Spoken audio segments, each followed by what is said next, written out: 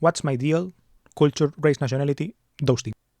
That is a question that I have been thinking throughout my life for a long time, but I want to make the video now because of this video she made recently.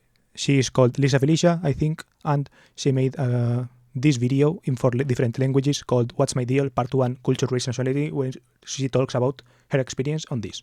And I thought it kind of inspired me to tell my side, like not my side, but like my story. And yeah, that's what I recommend watching her video. It's a pretty interesting story. Just in a short time, she is naturalized American, so she has that American culture. Her mom was Dutch, and her dad is from Ghana.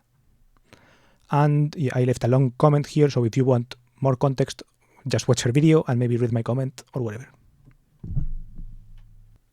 Okay, so now on to my story. First, I'm going to start with the word nationality that she mentioned in the title, so nationality as well.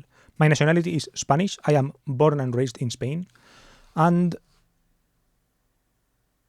I used to have dual citizenship of Spanish nationality and Japanese nationality because my mom is from Japan. They make you choose nationalities. I think between Spain and Japan, Spain doesn't have like a double nationality treaty with Japan. It only has it with like Ibero-American countries. I think with France and maybe Romania, some countries like this. Like very few countries let you hold both nationalities. Plus, I think Japan specifically makes you drop your other nationality if you want to get theirs, right? So I think there are some countries where you can kind of technically get double nationality, even if they are not recognized because they don't make you drop the other one. Things like this, right? And Japan explicitly makes you drop the other one. If I recall correctly, that's, I think, what I understand. So I only have Spanish nationality now. Spanish passport, all that. I vote on Spanish elections, that kind of thing. My mom, for example, doesn't vote in Spanish elections. Only in the, I guess, local ones. I think she's allowed to vote in local elections, but not in like national or regional. Then the next point I want to talk about is race. She talks about race as well. And I think in the United States, right, race is this kind of much more prescient issue, I think. And people, I guess, think about race a lot more than maybe we do in Europe. I guess, not sure if with more or less reason, but it is kind of a bigger part of culture there. And it is more, I guess, more salient there. And she is half black, right? So that is, I guess, one of the races that is, I guess, at the forefront of the discussions always, and all those things, right? In my case, I guess it's not that deep, or it's not that salient, but it is something that I have thought like that has been a factor in my life, I would say, right? So race-wise, I am half Spanish, half Japanese, right? And so European, Asian, I guess.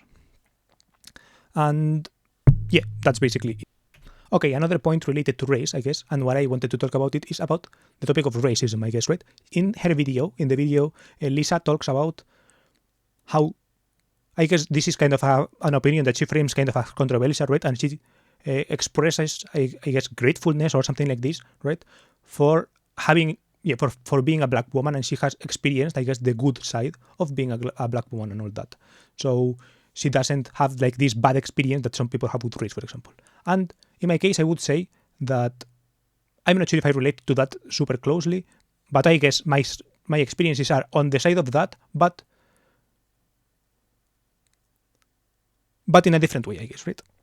So, for example, my experiences with race there are some positives and there are some negatives, right? I recall some early experiences, for example, people telling me that being a mixed kid is good, right? I don't know, that onto itself is for some reason good. I remember, I'm not sure, like, I don't believe necessarily in the arguments or whatever, but people like in the opposite way of endogamic things, right? When you fuck your brother, for example, like, well, if you're a woman and you get pregnant by your brother, those genes are worse, right? That is kind of the agreed upon thing. So that is kind of, I guess, mixing races and all that is kind of the opposite thing, right? So I remember being told by maybe teachers or something like that, something like, oh, that, like, not in a indoctrinating way, right? But kind of as mentioning it, or, oh, you are half Japanese, blah, blah, blah, that's good for the blood or whatever. Like those kind of offhand remarks, right? So to me, it was a point of, not sure if pride or whatever, but it was an interesting experience in that sense, right? It was like, I guess, yeah, maybe they are right. Plus, I was smart and all that, so I was like, maybe it is because of this, right? Maybe I'm smart because the blood got mixed. Those were some things that I thought about. And I mentioned racism and because I think this is racism, I guess, right? It is kind of based on your race, just judging you in that sense, right? Which I'm not saying is good or bad, right? I've experienced that good part and also the bad part, right? And the bad part is mostly related to China, I guess, right? I'm not sure why, but well, I'm sure I know why. Because there is, like in Spain, I think one of the, maybe the third or the fourth biggest immigration group is China, right? Not Japan, but China. And people, like Chinese people that come to Spain have like these stores, and they set up, how do you call them? They are called, I guess, bazaars. In Spanish, they're called bazar. Well, colloquially, they're called Chinese stores, literally. Like people call them El Chino, right? So I'm going to the Chinese place. Right? They call them like that. And I remember kind of being grouped there, right? So people would, and they, like the tone that they use for these things, sometimes it's neutral tone, but sometimes it's despective, right? They use despective tones with this, with the word Chinese, right? And I would get like, they interpel you, and they interpellate. They would interpellate me, I guess, with things like Chinese, like, are you Chinese or something? Yeah, some things like this, right? That is, I guess, the reaction that people have when they see someone with Asian eyes, I guess, right? Or people would do this thing to me, right? This kind of insult, right? So when people insult you, they go for the race things, right? When they pick on you, they go for the race. That is, I guess, how racism manifests early. I guess there is like this counter argument of like racism doesn't exist, like people just pick on you for being different or whatever. I don't know. That is also, I think that happens, I guess. People who are short get picked on because they are short. People who are tall get picked on because they are tall. And people who are from a different race get picked on because of the different race or whatever, right? So in that sense, I don't think that my experience was extremely traumatic or whatever. But that was kind of the thing that defined my sense of otherness at this beginning ages, I would say. I don't think it was necessarily bad, right? Because, for example, I think I relate a lot to stuff from Asian Americans, right? Because I think once you are an Asian American, you also get grouped with other Asian Americans, right? In some sense, and you feel a sense of kinship in that sense. So I do feel a sense of kinship with Chinese people in a sense, right? Even though maybe in the mainlands they would be at odds with each other, and Japanese people hate Chinese tourists and Chinese people hate Japanese people because they raped their families in the war, those things, right? So those things get forgotten when you go back, when you go to another country and get grouped in the same place, right? In a sense, there is a sense of kinship, and I've always been, I guess, curious about Chinese culture and all that because in a way, because of that, I would say, right? Same with Korean culture, right? I think I had an easier time approaching Korean culture and all that, and K-pop and all this, because I was already halfway there, I guess, right? I don't know. It's kind of my way of seeing it. Okay, now I want to talk a bit about the culture bit, right?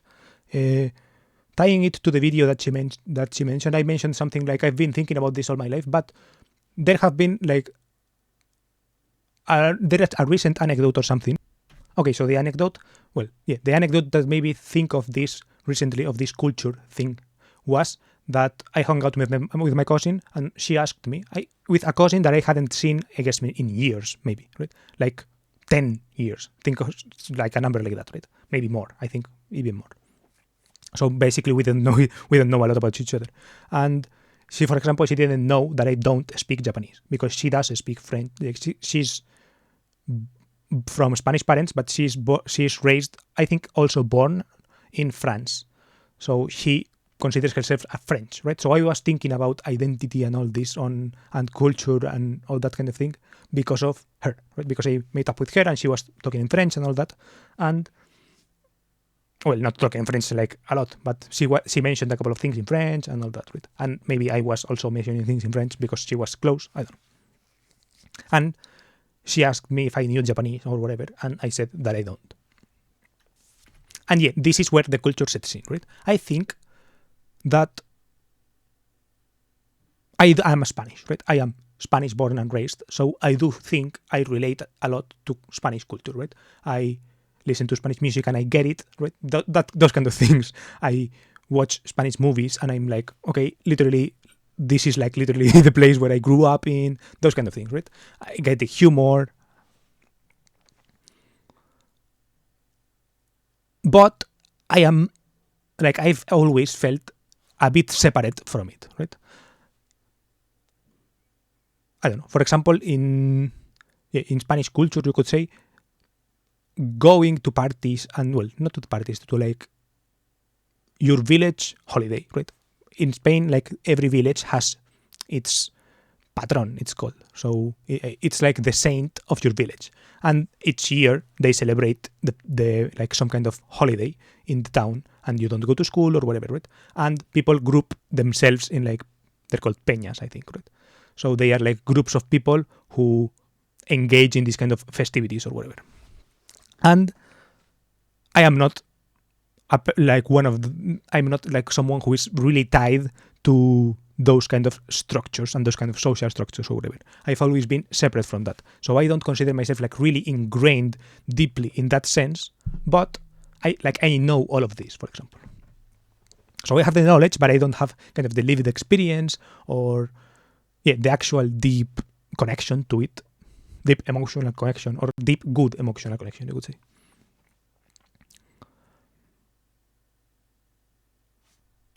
Then, tying it now to the video, for example, in the other video, the woman says, well, Lisa, she says that her father is from Ghana, right?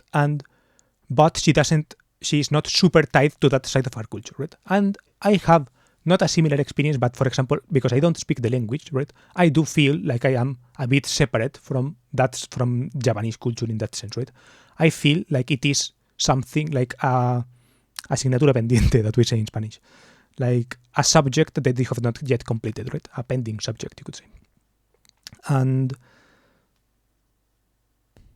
yeah, she mentions also that the way she connected to her African roots or whatever was more in adult life or when she grew up a little bit, right? And I feel like that is not my situation right now, but I guess what's coming in the next years, I guess. This is kind of a future projection, that I will get more connected to my Japanese part in my adulthood, right? I am 26 already. So in my pretty like well onset adulthood, you would say. But I think my experience differs because she says that she was not close to her dad, right? That she saw her dad very little. And I did see my mom a lot, right? It's just that she did not speak the language to us. So she has her reasons, by the way. Maybe I could talk about this in another time or whatever. But I did, like, I was in contact with her and all that, and she cooked, for example. So I am connected to Japanese food, for example, in that sense. And to me, Japanese food is not Japanese food, but it's not some exotic thing, but it's like my home cooking to me. It's part Japanese food, for example. To me, it's more exotic to eat, I guess, lubina al horno, for example, like fish, like, I don't know. Lubina al horno is like a Spanish dish of fish, right? Or like paella, for example. To me, it's more exotic to eat a Valencian paella than to eat, I guess, like one of the, like an onigiri or like some maki sushi or something like that, right? Specifically maki, right? The other ones, like nigiri sushi, I saying the one that has like the fish on top, that is kind of a more special occasion thing, so that is exotic also. But I mean, like Japanese home cooking, right? So for example, I don't know, tonkatsu don or something like that. To me, that is kind of home cooking. And also, I think in some little things, right? I don't know. I always use this example when I was talking to my French cousin. I also mentioned this, but for example, punctuality. I don't know. I think people, I don't know. It is a stereotype, right? But I think it is kind of ingrained in people to not respect punctuality in some facets of Spanish culture, right? I think Spanish business culture is like regularly punctual or whatever, right? So if you hire some Spanish person, I don't know, you can expect them to come at time. But once it gets social, right, suddenly the expectations of punctuality drop. And I think I have now like been forced to learn those customs, and now I even enforce them myself. But it is not something that I grew up in, right? I grew up being punctual and arriving very early to places, right? I don't know, and to social places. So I would be like the fucking guy who is like 15 minutes early, waiting for the people coming, right? I don't know, those kind of things, or I don't know, maybe I don't know, maybe some aspects of Japanese culture that are like, people call Japanese people fake, right? Because they have like this tatemae and these honne expressions of like not airing out all your shit to everyone, right? So I don't know. I feel like I do have a little bit of that, right? Maybe you don't think so because I'm making these videos in my channel or whatever, but I don't know. This is also like the online world, so it's different. In real life, I'm probably, I don't know, I'm more reserved, you could say. I don't know. It depends. Okay, that's it, I guess, for Japanese culture. It's all I wanted to say, I guess. But I don't know. I think there are little things like that I perceived. But then the next big block is, I guess, American culture, right? She is actually from the United States, the girl in the video, but I'm not, right? So it's like, why the fuck do you relate to that? And it's because I am, at my heart, I consider myself a person from the online world, right? I am a guy online. And it has been shaped by the United States. So I consider myself a honorary American in that sense, right? I think like an American in some aspects, right? Not in all, but in many aspects, I have absorbed so much American culture. I make my videos in English. I read so many things in English, sorry. Even if it doesn't seem like it because my spoken English is not that developed or whatever, I do read a lot of English, right? So, and most of the things that I read are from American people. And the American blogosphere, American YouTubers, those kind of things have impacted and have shaped me a lot. So, that's why I left the culture aspect for the end, because I think I am a mix of all these cultures. And I don't know. I thought it was something maybe interesting to share. Maybe some people find it interesting. In the way that I found her story interesting, maybe some people find my story interesting. I don't know. I think I'm going to leave this video here. If you have any questions, blah blah blah, leave them in the comments. If you have any requests for videos that you would like for me to make next, leave them in the comments. Some short facts, I guess. I speak Spanish and English to a fluent degree. Spanish natively, English to the fluency that you can see.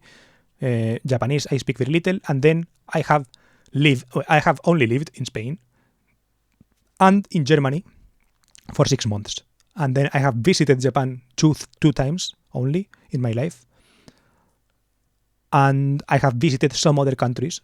Well, the Netherlands, England, blah blah blah, Switzerland a couple of times, but in trips, like in short trips, like weekend trips, tourist type shit. Italy as well, to Rome, to Venice, to Pompeii. And that's basically what I wanted to say. Feel free to ask me whatever. Bye.